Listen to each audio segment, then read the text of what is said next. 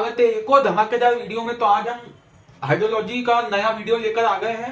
तो पिछले वीडियो में हमने क्या क्या पढ़ा था। फर्स्ट चैप्टर हमने पूरा यूनिट 1 पूरी खत्म कर ली थी और यूनिट 2 हमने चालू कर दी थी। यूनिट 2 का नाम था प्रेसिपिटेशन एंड इट्स मेजरमेंट।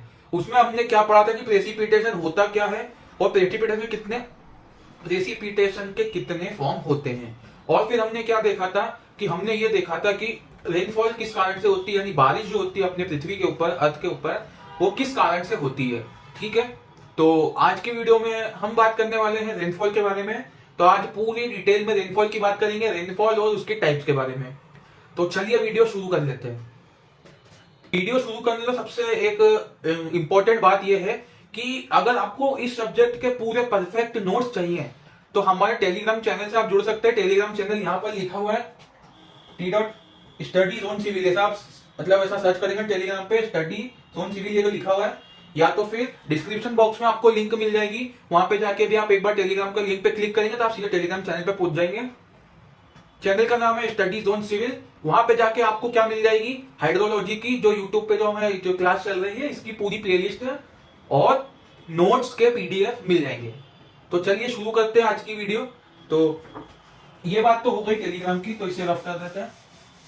ठीक है, आज देखने क्या वाले हैं, आज देखेंगे कि टाइप्स ऑफ रेनफॉल। उसके पहले एक छोटा सा कॉन्सेप्ट कर ले गया था कि इवोपरेशन क्या होता है, डायरेक्टली प्रपोर्शन किसके होता है, एसवीपी माइनस एवीपी के।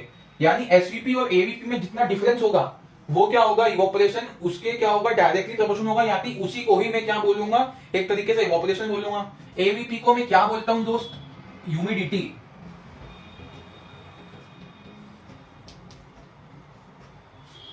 ओके, तो आज का टॉपिक स्टार्ट करते हैं। आज का टॉपिक है टाइप्स ऑफ रेनफॉल।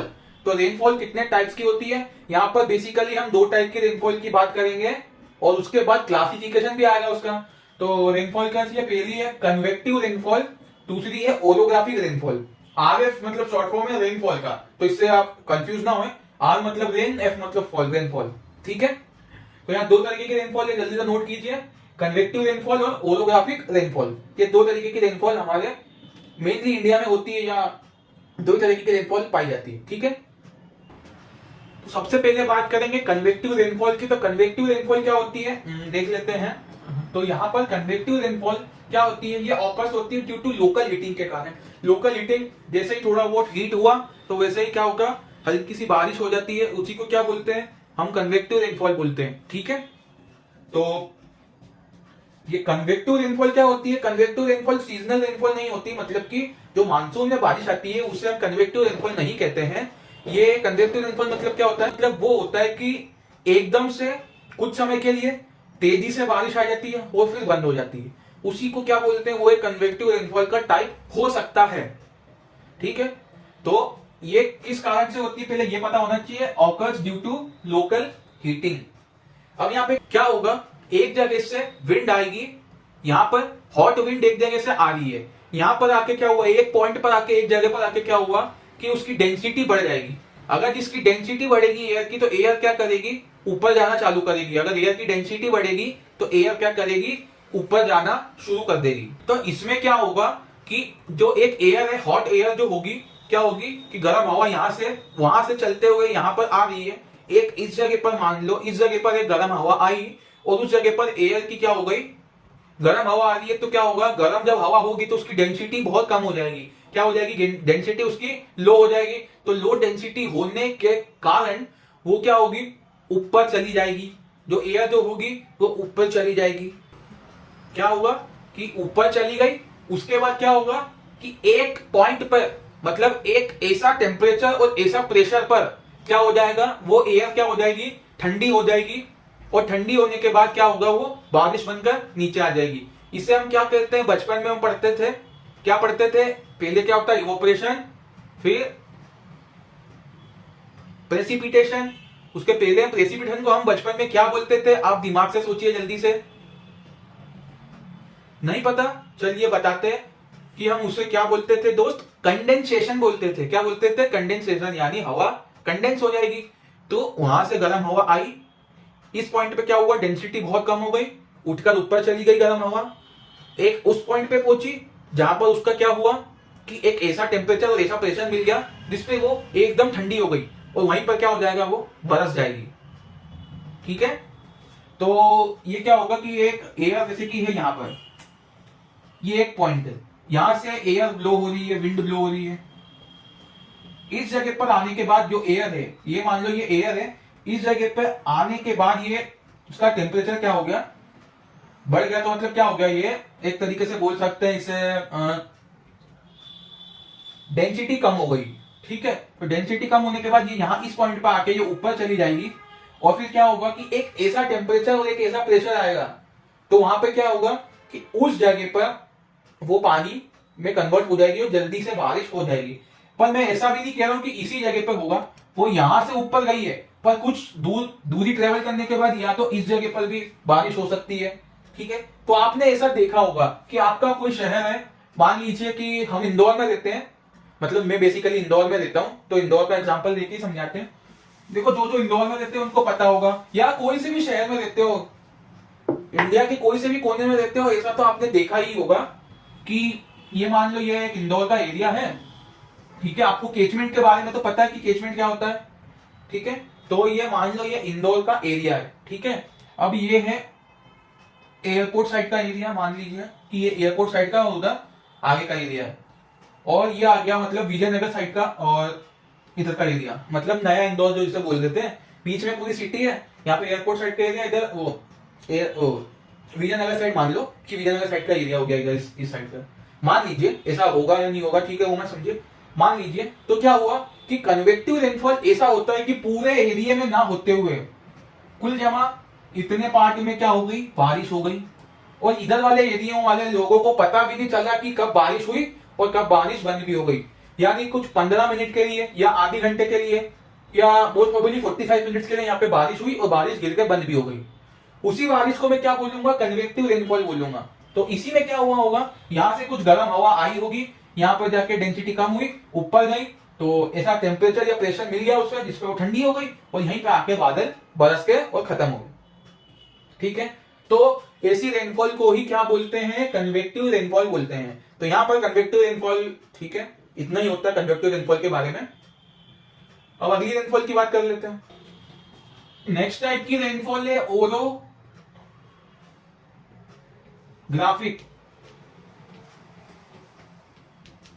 स्पेलिंग, हाँ सही स्पेलिंग भी। तो ये है ओरोग्राफिक रेनफॉल। तो हमारा इंडिया में जो बारिश होती है, मॉनसून के सीजन में हमारे इंडिया में जो बारिश होती है, या जो भी सीजन हमारे इंडिया में जो बारिश होती है, उसको क्या बोलते हैं, इंडिया की बारिश का नाम ही है ओरोग्राफिक रेनफॉल।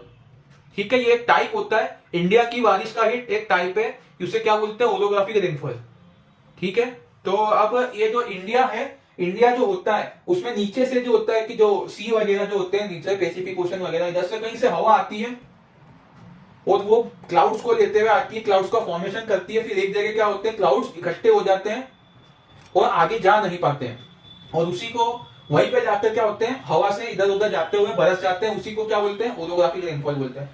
मान लीजिए कि कोई माउंटेन है, या अपन हिमालय की बात कर लेते हैं कि ये हिमालय रेंज है, ये मैंने मान लिया भाई यार कि ये हिमालय रेंज है, तो इसको हिमालय लिख देते हैं।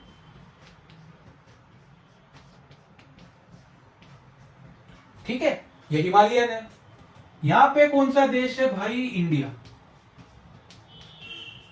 अब आपने इंडिया का मैप देखा होगा कि इंडिया के उस तरफ, हिमालय रेंज के उस तरफ कौन सा देश आता है भैया, उधर आता है तिब्बत, जो भी चाइना के कब्जे में है, तिब्बत। ठीक है,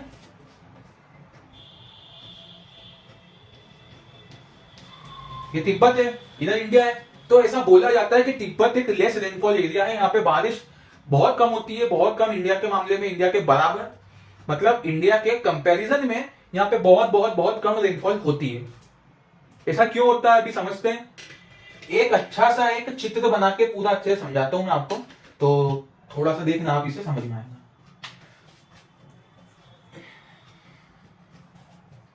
ये बादल है, क्लाउड्स। अब क्लाउड्स क्या होगा कि बहते हुए, मतलब हवा के कारण क्या होता है, क्लाउड हल्के होते हैं, हवा के कारण आगे जाना है, तो क्लाउड्स आगे पहुंच गए, यहां पर पहुंच गए क्लाउड्स, और ये क्लाउड्स है, ये यहां पर पहुंच गए, ये यहां पर। अब क्या हो रहा है, क्लाउड्स का मूवमेंट नहीं हो पा रहा है, एक दूसरे से क्लाउड टकरा रहे हैं, आगे जा नहीं पा रहा है। क्लाउड आगे क्यों नहीं जा पा रहे हैं? कि भैया क्लाउड्स की हाइट कम है, हिमालय बहुत ज्यादा ऊंचे हैं, और जितने भी जो वो है हमारे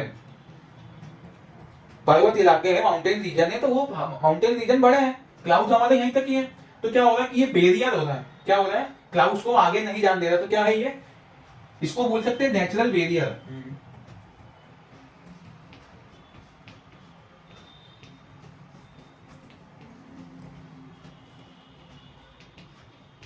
ये क्या है भैया, हिमालय हमारा नेचुरल बेरियर है। तो जहां पर क्लाउड जा पा रहा है और इसके आगे नेचुरल बेरियर आ गया, ठीक है, तो ये जो क्लाउड है वो आगे नहीं जाएगा, अब इधर ही कहीं घूमेगा और यहीं कहीं बारिश हो जाएगी, ठीक है, ऐसा ही होगा। तो इंडिया वाली साइड जहां पे क्लाउड्स हैं उसको क्या बोलते हैं, wind ward side, wind ward side. और इधर तिब्बत वाले इलाके को क्या बोलेंगे, लीवर्ड, LEEWARD साइड, ठीक है। ये हो गया, एक एरिया को विंडवर्ड साइड, दूसरे एरिया को लीवर्ड साइड, ठीक है। इतना समझ में आया आपको कि जो इंडिया में जो बादल आते हैं उड़ते हुए हवा से थ्रू, वो क्या होता है कि हिमालय रेंज के कारण क्या होता है कि आगे नहीं जा पाते, और ये क्या है, एक हॉरिजॉन्टल बेरियर है, हॉरिजॉन्टल बेरियर बोल सकते हैं इसे, ठीक है, या नेचुरल बेरियर बोल सकते हैं, हॉरिजॉन्टल बेरियर ना बोले। क्या होता है कि इससे क्या होगा, जो क्लाउड्स का जो हॉरिजॉन्टल मूवमेंट है, हॉरिजॉन्टल मूवमेंट मतलब इस डायरेक्शन में मूवमेंट, इस डायरेक्शन में मूवमेंट क्या होता है, क्लाउड्स का बंद हो जाता है, किसके कारण, नेचुरल बेरियर के कारण। तो ऐसी रेनफॉल को क्या बोलते हैं। अब क्या होगा कि इधर साइड रेनफॉल होगी, उधर साइड क्लाउड्स नहीं पहुंच पाएंगे, और अगर पहुंचेंगे भी तो बहुत ही मिनिमम अमाउंट में क्लाउड पहुंचेंगे, ठीक है, कुछ कुछ क्लाउड होंगे इतने इसके भी बराबर ऊपर, तो वो क्या होगा, थोड़े थोड़े के अमाउंट में क्लाउड पहुंच पाएंगे। तो तिब्बत वाले इलाके में क्या होता है, लीवर्ड साइड बोलते हैं, यहाँ पे बारिश कम होती है, यहाँ पे क्या होगा, रेनफॉल ज्यादा, यहाँ पे रेन और फॉल कम होती है, लेस, यहाँ पे रेनफॉल ज्यादा, यहां लिख देते हैं आर, रेनफॉल मोर। तो यहाँ पर रेनफॉल ज्यादा होती है, यहाँ पे रेनफॉल कम होती है, और ये हिमालय रेंज होते हैं, तो इसके कारण क्या होता है कि क्लाउड्स का हॉरिजॉन्टल मूवमेंट नहीं हो पाता, ठीक है। तो ऐसी रेनफॉल को क्या बोलता हूं मैं, ओरोग्राफिक रेनफॉल बोलता हूं। तो इंडिया का जो क्लाइमेटिक कंडीशन है वो ओरोग्राफिक रेनफॉल के कारण ही आता है। तो ये था कन्वेक्टिव रेनफॉल और ओरोग्राफिक रेनफॉल के बारे में। अब अगली चीज अब हम देखते हैं कि इंटेंसिटी के बेस पे रेनफॉल कैसी होती है, कितने प्रकार की होती है। तो यहां पर अब हम बात करेंगे, किस में बात करेंगे, अब जितनी भी रेनफॉल की बात होगी हम कितने में बात करेंगे, एमएम में, सेंटीमीटर में या मीटर में। रेनफॉल में किस में बात होगी, एमएम, सेंटीमीटर या मीटर में, ठीक है। और पर आवर की बात होगी, पर आवर की बात होगी मतलब 1 घंटे में कितनी बारिश हुई, 2 घंटे में कितनी बारिश हुई, 3 घंटे में, 1 दिन में कितनी बारिश हुई, या 1 साल में कितनी बारिश हुई, इसमें बात करेंगे। पूरा हाइड्रोलॉजी अब इसमें चलता है। तो इंटेंसिटी के बेस पे हम रेनफॉल को क्लासिफाई कर लेते हैं।